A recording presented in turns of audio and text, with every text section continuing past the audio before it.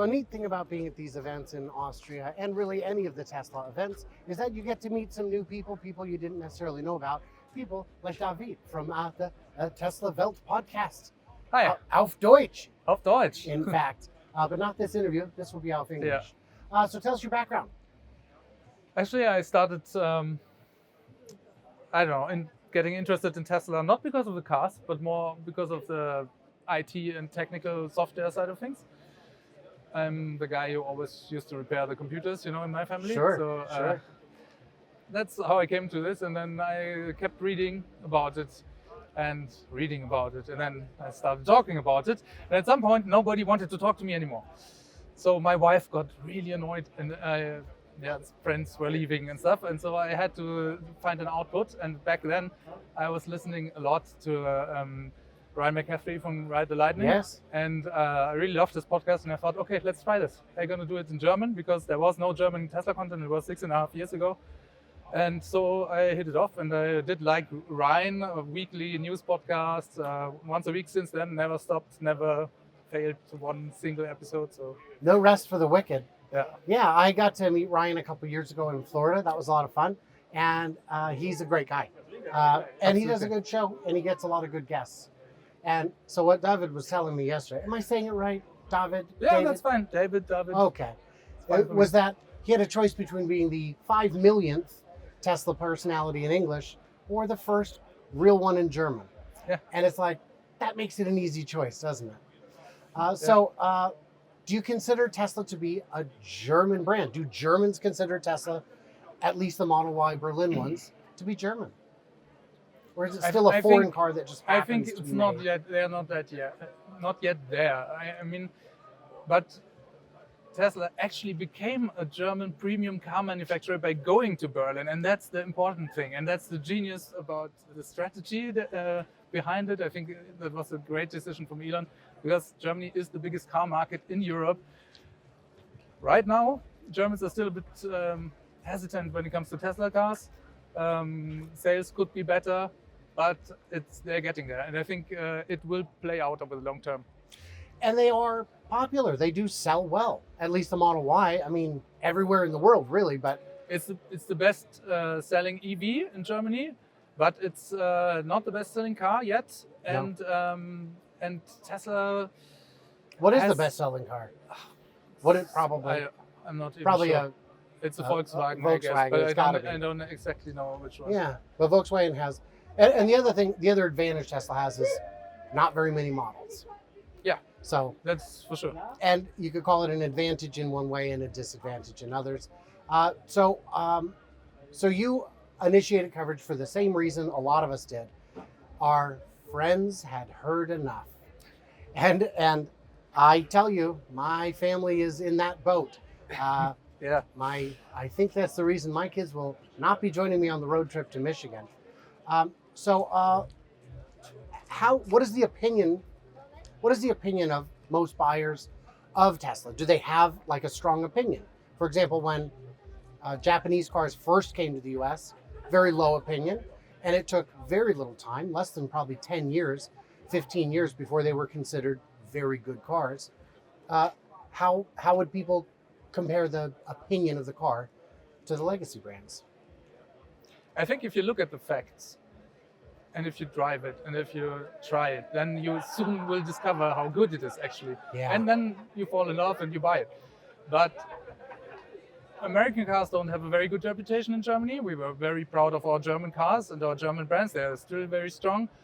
And that will take some time, I think. But Tesla is getting there, and it's really important that they build a factory in Germany. At a time when Germany was getting really good with their Mercedes and their BMW and their Audi, the big three out of Detroit were kind of sitting back and just making bigger motors. And that's not a recipe for long-term success. Cybertruck, what do you think of it? It's awesome. I had the chance to actually be one of the few people who got into a Cybertruck already. They had it in Düsseldorf, and they let me in so I could test it. Wow. I didn't drive it though. No. It's just awesome. And it was great to see it in real life, because photos with I think it was like this with all the Teslas. They look different on photos than in real life. You have to see them actually to really see all the different angles and stuff. It was a great experience. How did the size compare to your expectations?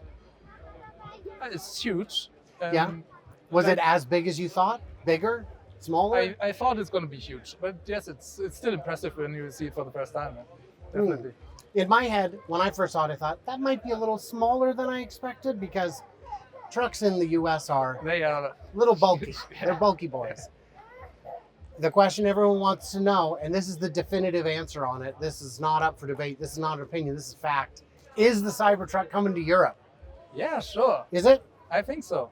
I've heard concerns that the edges need to be more rounded, or the crumples won't be crumply enough. Or are those real concerns? I'm not sure when it comes to really the regulations around this, but I'm sure that Tesla will find a way to do it.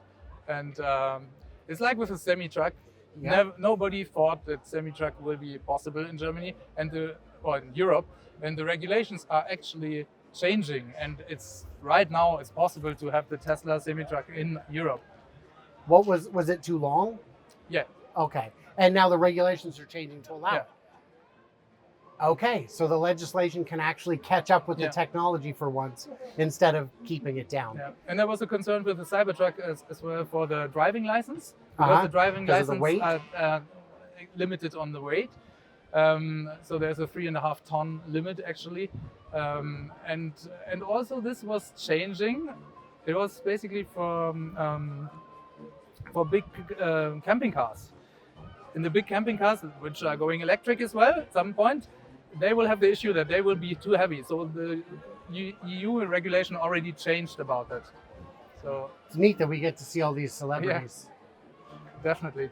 I was thinking about interviewing the Michelin Man. Yeah, you should. And then just getting thumbs up for all my answers, which would be fun. Yeah. So Cybertruck, not a dead deal in your mind. No, I think we will see it at some point. Now we have the music here. See, this is why you come to these events. Yeah, definitely. This is not something I ordered for the video, but YouTube won't pick it up as copyright, so I think we'll just let it roll. Good. We can scooch to the side a little. Yeah.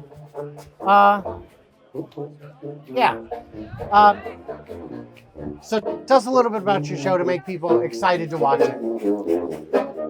I mean, I'm afraid to say it, for English people, it will be English-speaking people, it will be a problem because it's in German. So, but if you wish to learn ein bisschen Deutsch, you can this. Then it's definitely something you should consider. Yeah. It's also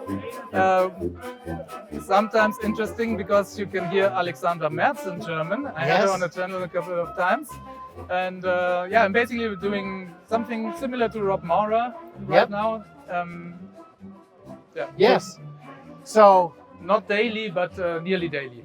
Yes. So when you need to practice your German, it's a great place to head over because then you can combine two of your favorite things all in one. Well, that's it. David, I want to thank you so much for coming on the show and for helping me talk through the band. Yeah, it was quite loud. It was quite loud. If it comes I'm sure it'll be it was really loud. Just great. Yeah. So link in the description for the Tesla Welt Podcast. We're having fun out at these events. You got to come out and join us. What did we miss? What did we misunderstand? Do you think the Cybertruck is coming to Europe? Let us know. I'm sure there are no very angry and strong opinions on either side of that question. All you guys like, subscribe, do the usual. Stay tuned, stay juicy, and I cannot wait to hear from you clever robots on the next fine installment of this very silly show.